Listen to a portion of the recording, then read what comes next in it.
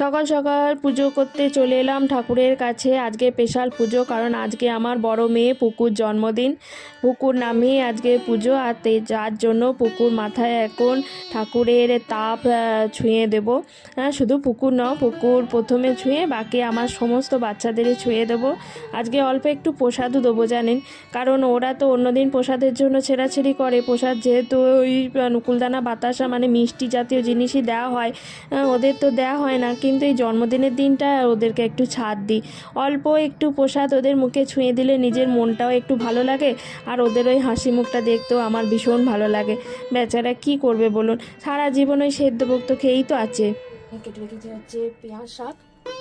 পেঁয়াজ শাকটা মানে অনেকটা পেঁয়াজ শাক আছে, দেখুন অনেকটা পেঁয়াজ শাক দিয়ে এর মধ্যে অল্প আলু দিয়ে পোস্ত করব। আর এটা মুখে ধুয়ে রেখেছি, মুখে নাবো। ভাতটা বানানো হয়ে গেছে, এখন আলু কটা কেটে নেওয়া যাক। আলু কাটতে আমার বড্ড বিরক্ত লাগে, বিশেষ করে আলু ছুলতে মানে খোলা ছাড়াতে। সেই জন্য আমি আবার পিলারে করে প্রথমে আলুর খোলাগুলো ছাড়িয়ে নিই, তারপরে টুকরো টুকরো করি। এত বিরক্ত লাগে না কি বলবো। এবার পোস্তটা বেটে নিচ্ছি। মিক্সিতে পোস্ত বাটতে কিন্তু অনেক টাইম লাগে। প্রথমে একটু শুকনো বেটে নিলে আবার একটু তাড়াতাড়ি হয়, কিন্তু বেশ কিছুক্ষণ মানে মেহনতির পর পোস্তটা বাটা হয়। পোস্ত বাটতে বাটতে আলু কাটতে কাটতে আমার ডালটা হয়ে গেছে। মুসুরির ডালে এখন আমি 5 ফোড়ন দেবো। আর বলবেন না, ফোড়নের যে পাত্রটা সেটার কেনাই হচ্ছে না, তাই এই হাতাতেই আমি ফোড়ন দিই। হাতাটা ফোড়ন দিতে দিতে এত বিচ্ছিরি দাগ হয়ে গেছে না, উঠতেই চায় না। এদিকে আমার পোস্তর আলু আর পেঁয়াজের পাতাগুলো সেদ্ধ হয়ে গেছে, এর মধ্যে এবার পোস্তটা দিয়ে দেবো। বাবা, পোস্ত খাওয়া তো মনে হচ্ছে এবার ভুলেই যেতে হবে। দিন দিন পোস্তর যা দাম বাড়ছে, ধুয়ে টুয়ে সব দিয়ে দিতে হবে। মধ্যবিত্তদের পোস্ত খাওয়া এবার বোধহয় ভুলে যেতে হবে। পোস্তর দাম আর সোনার দাম বোধহয় এবার সমান হয়ে যাবে। কি আর করা যাবে, তাও তো খেতে হবে। তাও যাই হোক, এর মধ্যে এবার চিনি দিয়ে দিলাম, আর অল্প দেবো হচ্ছে হলুদ। আমাদের এই বাড়িতে মানে শ্বশুর বাড়িতে আমার আবার হলুদ দিয়ে পোস্ত করে, আর আমার বাপের বাড়িতে মা করে হচ্ছে হলুদ ছাড়া পোস্ত। যেহেতু আমি এখন বিয়ে হয়ে শ্বশুরবাড়ি চলে এসেছি, তাই আমি এখন শ্বশুরবাড়ির নিয়মটাই মানি। এখানে যেমন আমার শাশুড়ি মা হলুদ দিয়ে পোস্ত করে বলে আমিও এখন হলুদ দিয়েই পোস্ত করি, এবং হলুদ দিয়ে পোস্তটাই আমার দেখতে আবার বেশি ভালো লাগে। তো যাই হোক, এখন আমি রুহির বাবাকে খেতে দিয়ে দিচ্ছি।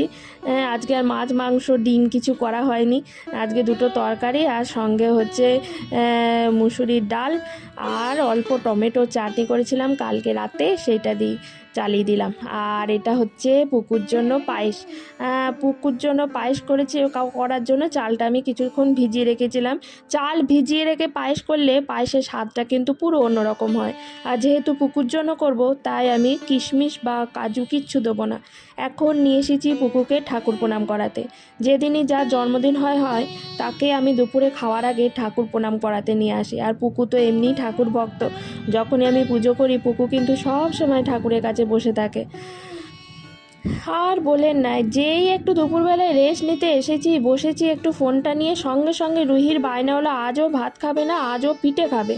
সেই জন্য আর কি উপায়, চটজলদি যে পিঠেটা হয় ভাপা পিঠে, সেটাই বানাতে বসে গেলাম। তো এখন সেদ্ধ পিঠে বানাচ্ছি। এই যে হয়ে গেছে, পিঠেগুলো প্রায় ভেসে উঠেছে। এখন রুহি দেখি খেয়ে কি বলে। কেমন হয়েছে রুহি? ভালো হয়েছে? খাও তাহলে। এখন রুহি তার পুকু দিদিকে পায়েস খাইয়ে দিচ্ছে। রুহি হওয়ার পর কিন্তু ও পুকু দিদিকে পায়েস খাওয়ায়, কারণ ওরই আমার মনে হয় যেন ওরই এটা অধিকার। এখন পুকুর বাবা পুকুকে পায়েস খাওয়াচ্ছে, এরপর পুটুস পুলুটো সবাই মিলে পায়েস খাবে। সবারই কাছে এটা যেন একটা স্পেশাল দিন অনুভব হয়, সেটাই আমার মানে কি বলবো, একমাত্র চাওয়ার। আর সেই জন্য আমি সবাইকেই ভাগ করে দিই সব খাবার। এখন পুকু কাটবে হচ্ছে কেক। আজকেও আর মানে পুকুর জন্য স্পেশাল কেক বানানো হয়নি। আমি বাড়িতে যেটা ডগ ফ্যামিলি কেক বানাই আর কি, সেটা বানানো হয়নি। এটা কেক কিনে নিয়ে আসা হয়েছে। আর বলবেন না, আমি এদিকে কাটছি আর ও এদিকে চেটেই খেয়ে নিয়েছে খানিকটা। আমি বলছি ওরে পুকু চাটিস না, কে কার কথা শুনে। যাই হোক, যেহেতু আজকে ওরই জন্মদিন, ওরই দিন, ও আজকে যেমন করে খুশি দিনটা কাটাক। আর ওর সঙ্গে সঙ্গে পুটুস পুলুটোও আজকে কেক খাক, পায়েস খাক, যেমন করে খুশি আর কি খাক। তার সঙ্গে সঙ্গে পুকুর বুনিও আজকে বেশ এনজয় করুক। আজকের দিনটা এরকমভাবে খুশি খুশিভাবেই কেটে গেল। খুব ভালো থাকবেন, নমস্কার।